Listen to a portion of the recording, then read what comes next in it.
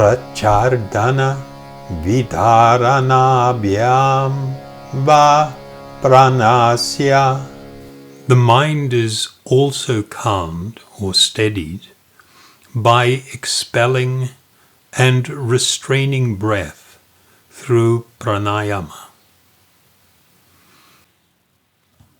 So here, and also in the next few sutras, Patanjali is giving various options and methods for overcoming the mental disturbances which are obstacles to yoga, as he mentioned in the 32nd sutra above. So it is not that these options or various methods are to be exclusively practiced. They are generally to be incorporated in the life and practice of a serious sadhaka. So Patanjali previously has presented as an object of focused meditation the form of the transcendental sound of Om.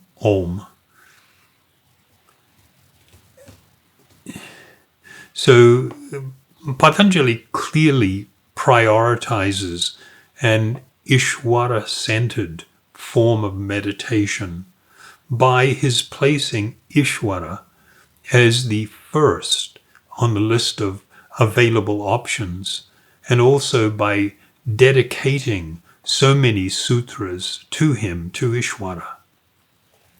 However, this and the next 5 sutras all contain the participle va in Sanskrit, meaning or.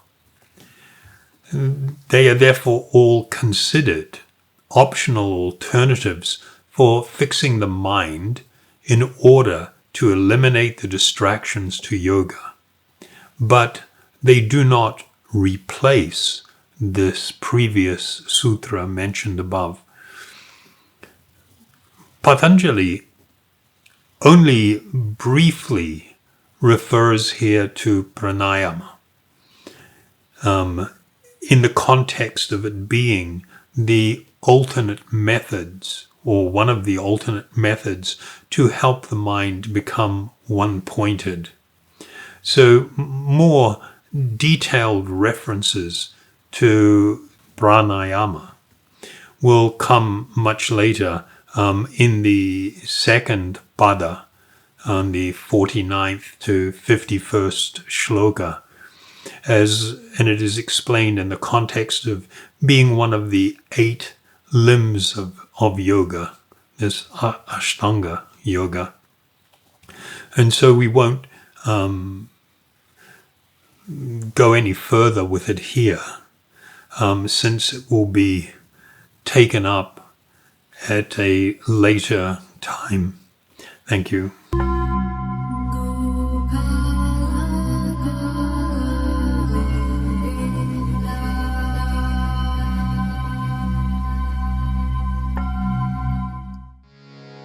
Vishayavati va pravrittirutpanna manasaha stiti nibandhani.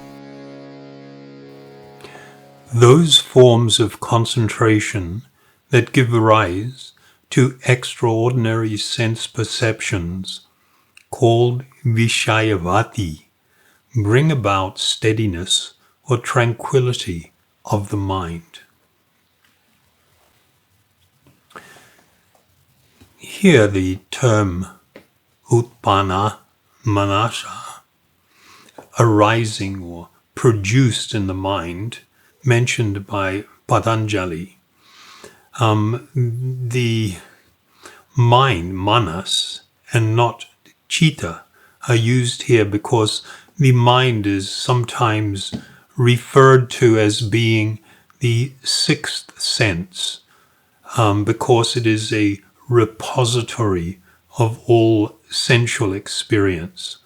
And this is also confirmed in the Bhagavad Gita, in the 15th chapter, the 7th shloka, it states that all living entities in this conditioned world are my eternal fragmental parts. Due to conditioned life, they are struggling very hard with the 6 senses, which include the mind.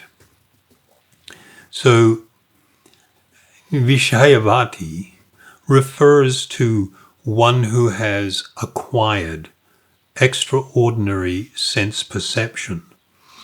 Examples that are given by Vyasa in his commentary would be like concentrating on the tip of the nose, and by doing that one gets a subtle perception of smell and perceives a different type of wonderful perfume.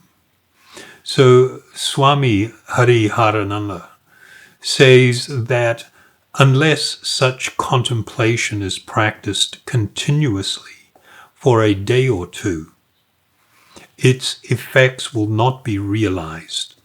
Practicing this by slow degrees for some time before practicing it more intensely in a state of fasting or on meager diet, at a place where there is no interruptions and with no other thought, that by holding the mind concentrated on the tip of the nose, the higher sense perception is developed. And then he goes on to give other examples of this cultivation of this extraordinary sensual perception. And he describes that concentration on the tip of the tongue produces a supersensuous taste. On the palate, it produces supersensuous color. And that's in all likelihood because the optic nerve is situated just above the palate. Concentration on the tongue, supersensuous touch is developed. So on the tongue, the sense of touch is considered most developed, more developed than in any of the skin or the fingers. At the root of the tongue, when one concentrates on that, supersensuous sound is developed. So the root of the tongue is closely related to the ear for the purposes of articulation. So therefore, concentration on these points develops a finer power of perception of these sense organs. So must state here that the awakening of higher perception should not be ever mistaken as being spiritual or transcendental, because it is not. Vyasa says that the awakening of these higher perceptions, it actually stabilizes the mind firmly, and it removes doubts, which we've spoken of before, the need to not be experiencing doubt, and it forms the gateway to knowledge acquirable through concentration.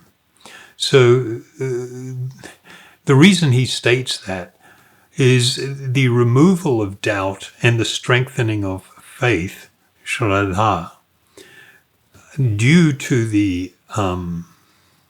happens due to the neophyte acquiring first-hand experience of something which the guru has taught. And so when one, even in these circumstances where we're not talking of something inherently spiritual or transcendental, when the guru teaches a neophyte these methods or techniques, and then they try it and they experience the reality of it, then it really increases one's faith in everything else that the guru may be teaching. He says, Vyasa says that if a practitioner can experience one of the claims pertaining to, for instance, supernormal smell as outlined in the sutra, then the overall faith in scriptures or shastra also becomes strengthened.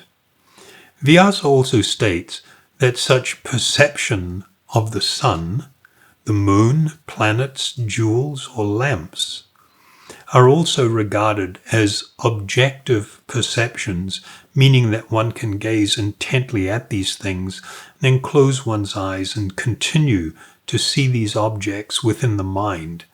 And doing this for an extended period can also allow one to experience this Vishayavati. Of course, these examples that were given are relative or of importance because, for instance, the idea of holding a very clear vision of something within the mind, one should develop simultaneously the very clear and real experience of how the mind is actually a tool separate from me, the actual perceiver, and that I am now seeing this content being projected within the mind. And that exercise was considered of relevance because in the normal conditioned state, the living being is unable to separate themselves from their mind and thoughts and emotions. As these things arise up in the mind, one is just taken for a ride, quite often on an emotional roller coaster, or even just in a state of feeling blah, like, nothing.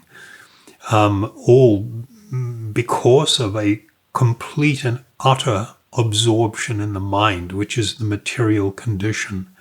And in that state, one cannot experience anything of the reality of my true spiritual existence and my true spiritual nature, which is really what one aspires for in this process of self-realization. Thank you very much.